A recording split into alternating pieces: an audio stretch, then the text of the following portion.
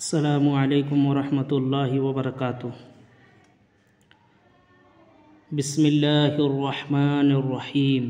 دوستو، اس سے پہلے آپ نے سبق نمبر 9 کا پورا سبق پڑھا۔ آئیے آج ہم سبق نمبر 10 پڑھتے ہیں۔ اس سے پہلے آپ نے تنوین و نون ساکن کا پہلا قاعدہ پڑھا، کیا تھا؟ اظہار، اور اس میں 2 باتیں یاد رکھنے کی تھی۔ حروف حلقی کتنے ہیں؟ 6 ہیں، ہم نے پڑھا حمزہ ہا، عین ہا، غین خا۔ اس کے بعد اظہار کا کیا قاعدہ ہے؟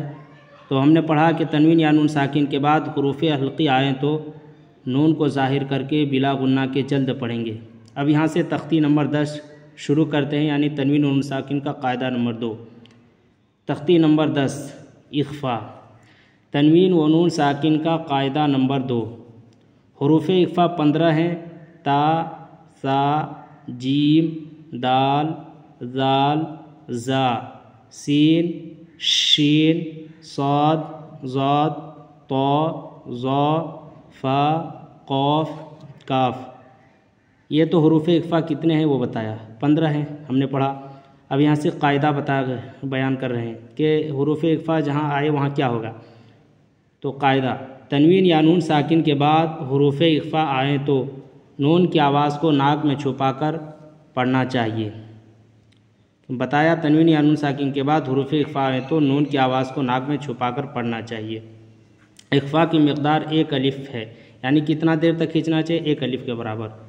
جیسے انت منذر، حمزہ نون زبر تا زبر تا، انت، میم نون پیش من، زال زیر زی، موزی، را پیش رو، منذر۔ ہجے آپ لوگوں نے سیکھ لیا ہوگا متن پڑھتے۔ انت منذر، یہاں غنہ ہو رہا، اور یہاں نون ساکن کے بعد تا آ رہا جو حروف اخفا میں سے ہے، اور یہاں نون ساکن کے بعد زال آ رہا ہے جو حروف اخفا میں سے، دونوں جگہ غنہ ہو رہا۔ کراما کاتبین، کنت ترابا یتیما فآوا۔ یہاں بھی تنوین کے بعد حروف اخفا میں سے فا رہا ہے، اس لیے یہاں بھی غنہ ہو رہا۔ ما دخلہ، یا نون ساکن کے بعد حروف اخفا میں سے دال آ رہا ہے، اس لیے یہاں اخفا ہوگا۔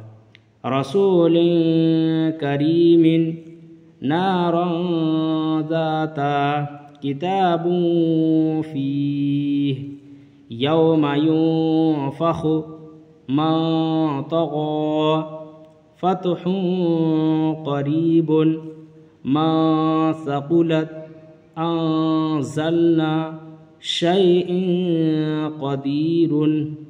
تو یہ ہم نے پورا پڑھا۔ امید ہے آپ لوگوں کو سمجھ میں آ گیا ہوگا۔